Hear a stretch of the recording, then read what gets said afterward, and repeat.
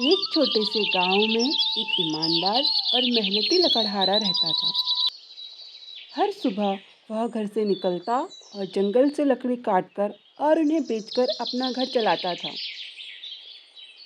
एक दिन की बात है, लकड़हारा जंगल पहुंचकर नदी के किनारे लकड़ी काटने लगा।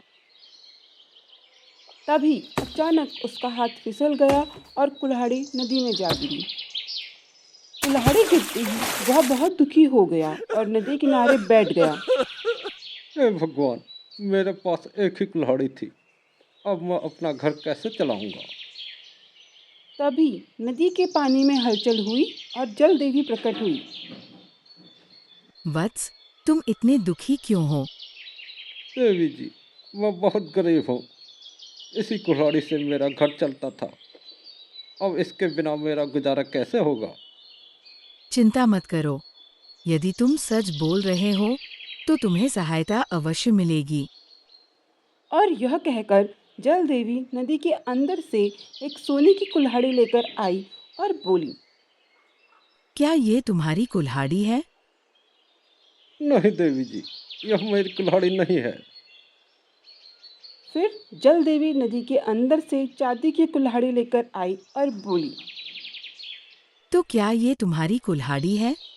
नहीं देवी जी, यह भी मेरी कुल्हाड़ी नहीं है। उसके बाद जल देवी नदी के अंदर से लोहे की कुल्हाड़ी लेकर आई और बोली। अब बताओ, क्या यही तुम्हारी कुल्हाड़ी है? यह देखकर लकड़हारा प्रसन्न हो गया और चहचहाकर बोला। हाँ देवी जी, यही मेरी कुल्हाड़ी है। तुम बहुत ईमानदार हो। तुम्हारी सच्चाई से मैं प्रसन्न हूँ। इसलिए मैं तुम्हें इनाम स्वरूप तीनों कुल्हाड़ियाँ देती हूँ। जल देवी के यह शब्द सुनकर लकड़हारा बहुत खुश हुआ। जल देवी को धन्यवाद देकर खुशी खुशी अपने गांव लौट गया और गांव वालों को सारी बात बताई।